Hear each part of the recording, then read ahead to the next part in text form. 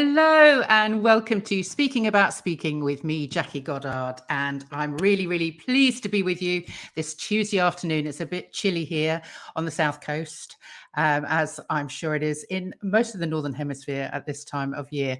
But happy to be here with you all. If you are listening and would like to leave us a comment, then please interact with me. I do love to answer questions and listen to what you have to say. So please don't be shy. Put yourself forward, put some comments out there. And if you're watching this on the replay, then do the same. Leave us a comment. Let me know what you think and ask your questions, and I will endeavor to get back to you. Right. Well, for today's guest, I'm just about to bring on for you a wonderful friend of mine from the States called Brian Hilliard. And Brian is a speaker coach, and author of 7 books. So without any further ado, I'm going to welcome onto the screen Brian. Hey, how are you doing? How you doing? I'm fine, thank you. I'm going to swap you over to that side. Okay. There we go. Fabulous. So welcome, Brian. Thank you for spending this time with me. Oh, thank you. I appreciate it. Yeah. How's things over there? Just briefly, is it cold where you are? Well, I'm in Fayetteville, North Carolina. Southeast is usually, we're just about out of the woods in terms of wintertime, in terms of January and stuff like that. We're pretty much making the turn heading into February. So I actually go with the space heater in the office. That way I can have to, like the whole house might be Ice Station Zebra, but the space heater, I put that on here. I spend my office time, obviously, in my office. And, that allows me to do fine. But I want to say that the temperature is, last night it was 29 degrees Fahrenheit. Yesterday we went for a walk. It was like 53. And it looks actually nice now. It's always sunny. That's it. That's balmy weather compared to what we've had here. Anyway, that's enough of the British talking about the weather. Give us a little bit of background, Brian. Because you are a speaker, you're now coaching with speakers, and this half an hour, I'm hoping to give some guys out there some advice on how to get paid to speak and your advice on that. So, how did you get started? What's your background? Well, I started my business in 2001. And I was working in corporate, just like I'm sure a lot of your listeners and viewers. I was working in corporate, and I just wasn't happy with the way things were going. Just the way things were going. I was stressed. I had ulcer-like conditions on 2 separate occasions. The company I was working with, they went through a reorg, didn't like the manager. And I'm like, all right, let's go and give this baby a whirl. So I started off actually as a speaker. I worked with my mom, who was a motivational speaker at the time. So she really did help me, kind of get going and do what I needed to do to be successful. And then what I did was during that time, because coaching wasn't a thing. Right. Coaching was it wasn't a thing. So what I did was I would go and talk with people, do some speaking, get some clients. Turns out they were called coaching clients at the time, right? I didn't realize it at the time. And, for me, it was really just about being able to impact lives and really get out there. Then this thing that turns out was called the internet came on board. And that really helped. Okay, in terms of getting out there. And I had a website from day one, but it really, really helped in terms of being able to, meet people and do certain things. And then, fast forward to today, I've written 7 books, as you've talked about. I've done a number of different things in terms of the programs that we talk about, is really being able to show speakers how they can be able to generate more revenue from their business or through their business through public speaking, and to be able to be successful. And whether that's either getting paid to speak straight up, which is a great conversation to have, or turning free talks into paying clients, which is also a great conversation to have. Okay. It's being able to really give people some step-by-step advice on what they can do. And I feel like I'm successful in that regard. So that's what I like to talk to people about. Fabulous. Well, I've just written that down. We'll come back to those because I think they're both really, really valuable. But your mum, a motivational speaker. So this is something not new to me. Obviously, motivational speakers have been around for forever, all back to ancient Greece. Right. But, what was your mum talking about? Yeah, so my mom was in a time that was different Okay. And if we're just going to go brass tacks, you're talking about a Black woman in the United States of white America during the late 70s and 80s. You're talking about going out and trying to break into corporations because, again, they didn't have the internet or anything like that. There was no YouTube channel. There was no influencer. There was no, I'm going to get a podcast, do a live, I'm going to make my own brand. There was none of that. No. Okay. So what she would do is she talked to a lot of government type entities. And she would have a conversation about positive parenting. She had a conversation about what people can do in the family structure to be successful with their kids. She gravitated towards single moms. One of the areas that she did a lot of work with would be the housing authorities. They would have grants and they would have programs that are geared. We would call those today personal development. I don't know what they called them then. But being able to allow them to be able to, move themselves up. It wasn't job skills like, I don't know, sewing, not six, that's a bad example. It wasn't like machinery, job skills, but it was things that would make them better, life skills. So she would be talking about those kinds of things. Again, positive parenting, communication, a little bit of confidence, stuff like that. And she did it for a while and was successful at it. You know what I mean? But it was definitely a different time. One of the things that she said when I first got started, and she's like, you can't, she was talking about the website. She's like, you might not want to put your picture on there because if people see that you're Black, they might not hire you. And so, it was interesting because I came up during that transition where, I started my business in 2001. And I, in the 90s, we weren't out of the woods yet, but like being able to come out and doing some of those things, it was different. I didn't put my picture up for a little while, and then I decided I was just going to because I felt like we were out of the woods, at least over discrimination. So being able to do some of that, but yeah, that's how it was. I apprenticed with her for a little while. Really helped me be successful. Yeah. Well, I mean, there's some amazing Black motivational speakers like Les Brown, Lisa Nichols. I mean, they're just some incredible people out there speaking, and that's just an atrocious thing to have to think about. So what were you talking about in the beginning then? When you started, what was it that it was your talk? What was it that you were talking about? That's funny because I remember the first presentation I got called to do, I was networking. We have a service group called the Kiwanis Club, and I was networking. We'd go to lunch once a week. It was like a volunteer kind of group. And one of the ladies there worked for a bank, and she was also in the chamber. Her name was Jamie Holgan.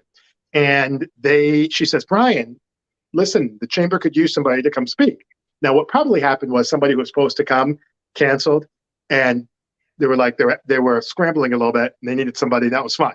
But I got asked, and she's like, "Would you like to come?" And I said, "That would be great." So they're like, "What, whatever." And I did. My first session was managing change and making it work for you. That was the first one I did, and I was at the Sandy Springs Library. It was in Atlanta. It's a suburb of Atlanta. And it was small, but the place was packed. It was packed. So we would be going out there, and I remember I was reading books and doing all these different things. And I remember when I was done with the presentation, I thought to myself, boy, you know what? I did not do a great job. I just didn't do a great job.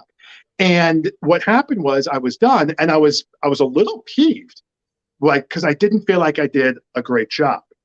But what happened, everyone comes up to me afterwards, and oh, great job. They're shaking my hand. Like, everyone was really, really happy with what I did. Okay. So what I realized at that point was, and this was something that I teach a lot of people when I'm talking about generating revenue or even getting paid to speak, one way or the other. People are not looking for something new as a speaker. This has been my experience over the last 20 years. People aren't looking for something new. What they're looking for is a different spin of what they already know to be true. So when I was going and doing some of the different things in terms of, speaking and whatnot, for me, I was coming up with I thought I had to come up with all this new stuff. Turns out that what you have to do is you have to come up with a different spin on things that they already know to be true. And then from there, excuse me, you'll wind up being successful because if you deliver it with the right energy and the right, organization, people will be happy. So managing change and making it work for you, that was my very first one, Sandy Springs Library. Wow. And how long ago was that? My first presentation started in I don't know. let's say sometime in 2002. And I remember it wasn't winter because I remember I didn't have a jacket on. So if you're asking for a number, I would say spring of 2002. I know it wasn't 2003 because that's when my first book came out. That was the summer of 2003. And I already spoke before that. I know that I started my business in 01, and I know it was the springtime. So you are a 20-year veteran. Yeah. Of speaking. Yeah. That's amazing. I've got this photograph. You can tell us when this photograph was taken. Oh yeah, that actually was pretty recent. That was that is from that actually was also in Georgia. That's the East Coast Business Association. And that was just me talking. I don't remember the topic of that one, but that was the East Coast Business Association maybe 10 years ago. Wow.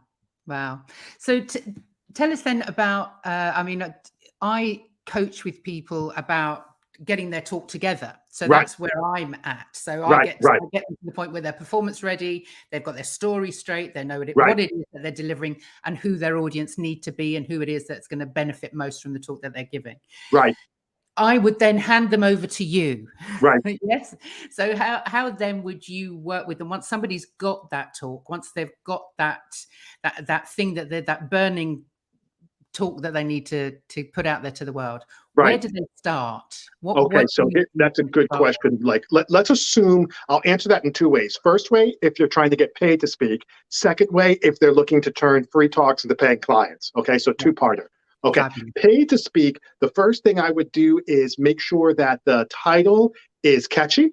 Okay, and make sure that so the presentation's good. Make sure the title is catchy, and make sure that they are on the web page. I would also create a little bit of a web page for people because the meeting planners and conference organizers are going to go there.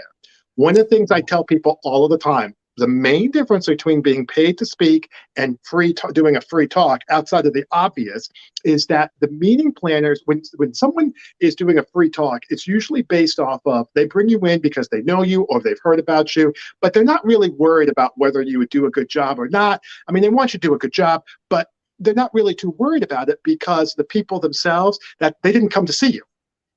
They came to do a networking event, they came to a business expo, they came to something else, and you're there. But it's not like they came to see Madonna. Like, they didn't come to see you.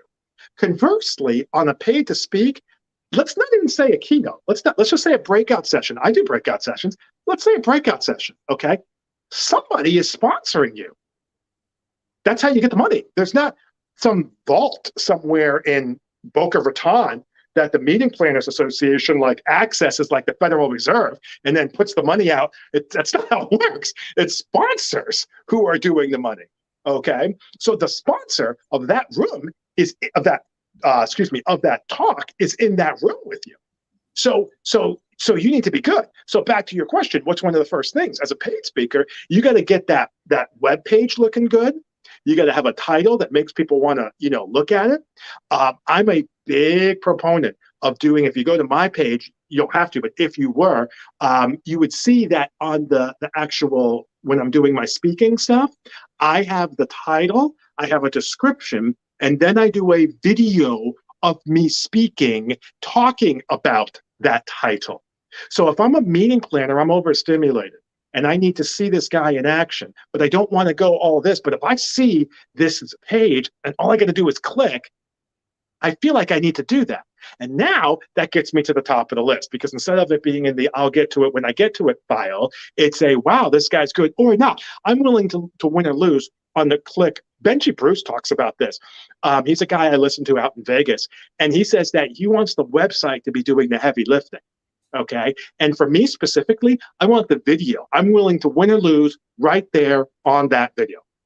Okay. I get it. I go up to Raleigh. There's a place I go up to up there. It has the lighting really nice. My girlfriend's like, well, it's kind of a long drive and it's 90 minutes and that's not nothing. But I'm like, honey, the lighting looks great. It's a professional setup. I usually meet some people up there. I definitely go get Cuban food on the way home for lunch. It's a win. Okay. And then I wind up coming back and you get some professional things. So those are the first things from a paid standpoint. As far as the free talks, it can be similar, but what I tell people there, it's usually not the presentation. It's usually not the presentation in terms of the website. The first thing to be successful on the free talks is actually the presentation. I was talking with a young lady today from the UK. And she was saying to me, listen, I'm looking to, we were talking. She's like, I'm trying, one of my challenges is that I feel like I'm doing some stuff, but I'm giving away too much stuff. And she's like, I get one client maybe from the free talks. I'm like, we really should, and this is going out to all your listeners. If you're doing free talks right now, and if you're not getting 2 to 3 clients, like if that's not a plausible expectation, virtual or physical, then, something is being done wrong. People, and we were talking about this, the most things that people think of is it's the audience that's wrong. And I tell them that's not necessarily wrong to say that, but just like with total health, right? If you want to lose weight and get in better health, what do you say? You say, oh, well, I want to, get in better health. I'm going to go to the gym. Yeah, that's part of it. Let's say 30%. But like nutrition's part of it. Sleep is part of it. Stress is part of it. Living arrangements and conditions is part of it. Like there's more than just going to the gym to have better long-term health and to lose weight. That's my point. So it's not just the audience, it's how they're presenting it and not giving away so much stuff. That's what I would tell people there. And I have a structure that I use on how to do that. Yeah. Okay. Well, let's cut back on a little bit of that. We've got Ella here to see if she says hello. So she's watching us today. That's hello, nice. Ella. Going back into that then, so for the paid gigs, obviously you need a speaker page on your website. I think so. And how long then is your so the video that's alongside, so you've got the title, the content, and then a video. Yes. Is the video, you're just talking about the title. How long would you say that video was? Okay, I don't have the exact number. I actually don't know. But if I were to guess and look at, like, if someone were to go on my page right now, I would say it's no longer than 2.5 minutes. So let me give that's what I would say. I'm not swearing on stack of Bibles. I don't know the answer, but that's what I think. But, let me give a quick example of what that would look like. So one of my more popular sessions is how to overachieve without overcommitting. I wrote a book on it. I'm writing another book on it, 2nd edition. People love that. Okay, so I would say this: how to overachieve without overcommitting. Title, it has the description. Here's the video. Hey guys, Brian Hilliard here, author of How to Overachieve Without Overcommitting, and I am super fired up because one of the workshops and presentations that we talk about is how to overachieve without overcommitting, which is a conversation about how to get stuff done without killing yourself in the process. Now, one of the things that we talk about, and now I'm going into some of the bullet points. All right, so I'm not making stuff up into the bullet points. Then I say this. Now, this is, I know I've used the word workshop, but this really can be this is true. This can be very versatile. It can be a keynote, it can be a breakout, it can be a training, it can be a workshop. And what I have found in my experience, this is really good for, in terms of audience members, is people who are conference attendees or people who are looking to maybe in a leadership position. They're trying to get stuff done. They're feeling a little overwhelmed. These are the types of things where if you have a conference or you're thinking about bringing somebody in, it's also good. Here's the point I make. It's also good because it allows your supplier partners to be able to come in and do some of this stuff. So if you're looking for something that everyone can kind of be a part of, I think this is a really good start. I'd love to be able to hear from you. Feel free to message me, send something out. But in the meantime, my name is Brian Hilliard. Looking forward to talking to you. Boom. That's brilliant. Like 2.5 minutes. It's kind of, it's a sales pitch. It's not sort of an introduction. It's not it's kind of a summary of your talk and a call to action. Yeah, it's a summary of the talk with a call to action, because the idea is that speakers need to be seen speaking. And what happens is the meeting planners, they've seen more speakers than you and I probably have combined. And the meeting planners should be able to get a feel. The conference organizers, I'm trying to give them a feel for how I speak, how I come across, what I say. My game is being able to articulate a point clearly and to be able to do it in a way that's entertaining. That's my game. So the more often that I can get to that spot, entertaining, articulating, engaging, operationally, I feel like I win more games. I actually think that takes me to where I want to go if I do it enough. Yeah, okay, that makes absolutely sense. Yeah. So that's how so for me, I feel like if I can continue to do those and get to my spots, I feel I'm going to be successful. So I'm constantly looking for ways to get to my spot. So if my spot is speaking and showing that level of energy and interactiveness, then a great way is right there on the speaking page. Now, you also have testimonials. You also have where people can see you speak, but that little blurb, and I have like 4 or 5 of them because I have like 4 or 5 workshops. Brilliant. Brilliant. Right. We've got 10 minutes left. So Okay. we're going to motor on, and we've had a couple of questions. So Chris Batten. Hi, Chris. Good to see you. Chris says, do you ever use specific funnels to promote or sell recorded versions of your presentations? Do I do that? I have done different progressions and things like that. I usually use those as a part of my back of the room, things to be able to be successful. But when I'm talking about paid speaking, I usually don't get into trying to talk about funnels or progressions. Excellent. Thank you very much. And Liam is here. Hi, Liam. Liam Tom says, how do you put a figure on the talk? Does it rely on some research into what others in your field are being paid? That's a really good question. So when you think, first of all, Liam, here's the deal. You want to think in terms of a hierarchy, like Maslow's hierarchy of needs, okay? So here's how you want to think this through. Think of it as a triangle. Again, Maslow's hierarchy of needs. At the bottom is just the straight up honorarium. So we're talking paid stuff, not the free stuff. That's below, okay? The honorarium. Somebody says, I said honorarium, I mistook. Travel costs. Travel expenses, honorariums next. Travel costs. I'm just going to give you the travel costs. I'm doing something. I get paid for my hotel and the flight. I'm just making up a number. Okay. Then the next one up is an honorarium. So they get the travel plus the honorarium. Honorarium's usually $300 to $500, and that's fine. It's a good number. Then the next one up is like a breakout session. Let's call that anywhere from $1,000 to $2,000. Maybe $2,500, but it's really like that, $1,000 to $2,000. All right, next one up is a keynote. We're at 4, I believe. Next one up is the keynote. Now you're having a conversation that can go anywhere from $2,000 to $10,000. Now, obviously, there are people who are making more than that, but people like you and us, we're having a $2,000 to $10,000 number. Okay, conversation. Next one up is the last one is a keynote plus some type of ongoing training. So it might be you're doing a keynote and then you're doing like a half day afterwards, or it could just be straight up corporate, right? Where you're just doing it and you're talking to people in like a half a day deal and you have a contract and an arrangement. So to answer that, there's a hierarchy of needs, just like the hierarchy of needs. I don't really get into what other people are looking at and doing. I don't. That's my philosophy. I'm not saying it's wrong. I just don't. I know what it is that I can do. And I also don't stress over, I'm not saying that you do, but I don't stress over the retainer amount, because what I'm really trying to do is get 5 figures in the total amount. Retainer, back of the room services, books and stuff like that, and coaching and consulting clients. So I'm always having a conversation about getting to $10,000 total, which I've done twice. Okay, I don't do it every day. I've done that twice, once in Atlanta, once in Georgia. And boy, let me tell you what, I had pecan pie after one of those times. It was great. So I'm not so much stressed about what I'm charging. I'm looking at what I'm getting at the end of the day. But hopefully that answers the question. Yeah, no, I think that's great to know, actually, because those of us that are just getting on stages for the first time, that free to get a client is enough, isn't it? It's viable. Experience, they're free to get some video, so that you can put together a show reel. I think that's really valuable. And then you step up to that and your travel, and then that. So can you just explain a little bit to those that are listening as to what is a breakout session? I'm so sorry. Okay, yeah.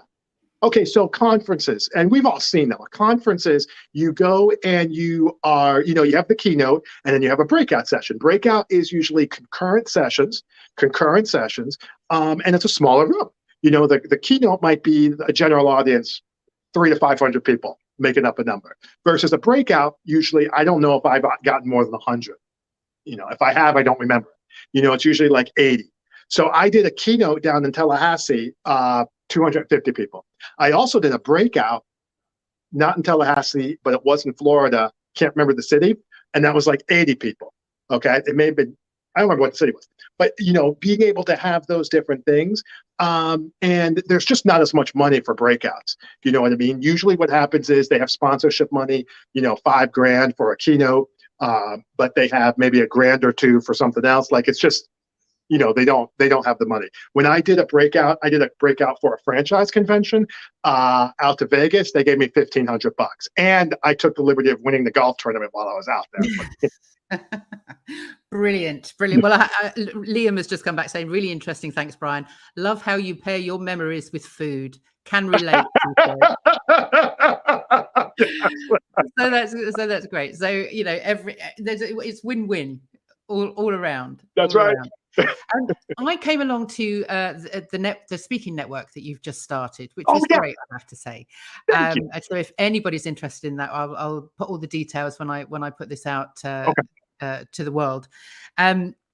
Tell us a little bit about that sort of hierarchy of speaking. You know, you were talking about the conferences versus the franchise versus that sort of thing. I mean, this is what I mean is, where do people kind of start their search? Do they go to the event planners? Where do they go to actually start getting those talks? Good question. So thank you for bringing up the speakers networking and mastermind group, because that's where I talked about this. We did an education.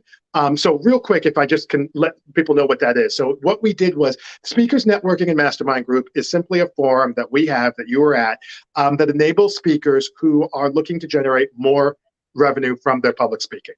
We do a little bit of networking, we do some education, we do a mastermind, we do all kinds of things, meetings, 90 minutes. Like Jackie says, if they want to be able to take a look at it, you certainly can, not a problem. Okay, during that meeting, which I think is what you're referring to, I did an education on six groups that hire paid speakers. That was it. 6 groups that hire paid speakers. And the conversation is, let's see, conferences. People usually think of corporations, conferences, corporations, franchise conventions, nonprofits, which would be charity in the UK or maybe even EU, nonprofits, schools, and associations. Okay, those are the 6 kind of groups. I recommend people take 2 or 3. I'm a franchise, conference, and trade association man. That's me. Okay, so once you've decided what you're going to do, where do you do it? Few things. You know, number one, you can take a look at your network. I actually schedule time talking to people. Hey, listen, have you been to a conference? Do you know of a person? Who's the person to do? I find that to be successful when I'm talking to franchisees, because they can point me to their convention. Okay, number 2, after your network, is you start delving into you start going into the outside leads groups. So there's different, like, you can get websites and things like that. There's a couple that I talk about during my program. There's a couple that, you know, whatever, if you want to talk afterwards, that's fine. But there's a couple that I use. Okay, number 3, you can even do something straight up like a Google Alerts or something like that. It's a little hit or miss, but it's a good start. One of the things that I go through in our program on how to start getting paid speaking engagements is there are actually 10 ways to be able to do that, to be able to get that started. But just to get the ball rolling, figure out which of those 6 that you want. Then from there, start talking to your network, get some of this back office stuff and this foundational stuff down, and you should be on your way. Yeah. Absolutely. Brilliant. Brilliant. There's a question here from Yellow Tuxedo. So this could be Emily or Alan, but both of you welcome.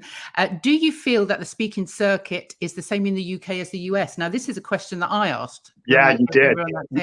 Because it feels to me as if the US is a lot further ahead than the UK on this kind of speaking circuit.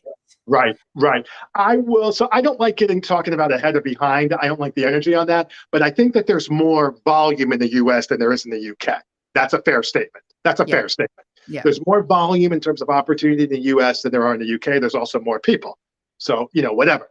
But I think when you start taking a look at some of the different things, you know, the implied question there might be, is this something that's viable in the UK as well? I think it is. You know, people are going out, they're speaking. You can also speak virtually and doing some of the other different things. You know, you get the conferences and things like that, depending on how you want to play it. You can get out to some US deals. Obviously, there's going to be some differences, but I can tell you, to the best of my knowledge, they still do conventions in the UK. To the best of my knowledge, they still do conferences and business expos in the UK. To the best of my knowledge, there's still franchisees in the UK that need some training opportunity. And to the best of my knowledge, there's still corporations that have training going on in the UK. So it's not probably as voluminous there as it is maybe here, but in terms of being able to take these principles and make it right and make it work for you, I think that works like a charm. Yeah. Brilliant. But Yellow Tuxedo have come back with, us Brits are way too cynical, surely. I So don't know about that. I think that there's volume there, but I don't know. And probably the type of presentation, it might be different. That's maybe a conversation to have, but yeah. I don't know if it's and we can't speak and no one's paying us at all conversation. Yeah. Yeah, well, it's certainly something that I'm going to be looking into for the UK market, is Yeah. to find out, as an added resource is to what I do, is where can people go for these things. Yellow Tuxedo have been are brilliant in that they have put on, correct me if I'm wrong, this is the third year coming up for the Digital Circus. Yeah, I And think James and Kelly spoke there actually. yeah, absolutely. They are the they were the sponsors Okay, last they year, were sponsors. so they Okay. certainly have had a hand in it, and that's a way that certainly the Yellow Tuxedo have utilised the online space to give speakers a chance to speak. Whoop whoop! The Digital Circus Live is here! Yay! Third year, yeah. And Ella says, great answer to the opportunities in the UK, because Ella certainly is looking for places to speak. So yeah, fabulous. I have to say, that's our time. In fact, we've gone over time. Sorry, Brian. We've half an hour really isn't long enough with these, but it just leaves people wanting more. So you will definitely be back on if you will. Thank you.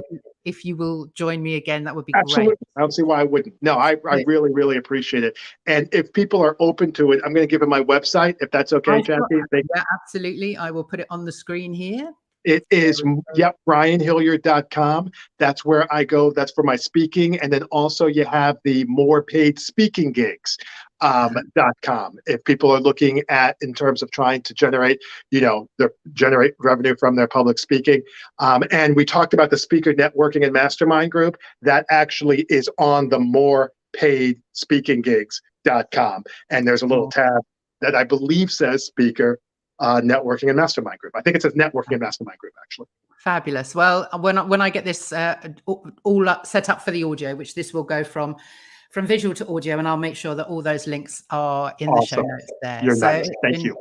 Been fabulous to have you on, and yes, so much information in there that I'm sure people will be replaying this. So if you are watching on replay and you have any questions that haven't been answered, then please do get in touch. That would be great. That's great. Thank you so much, Brian, and thank you everybody for listening. Absolutely. And I will see you next week.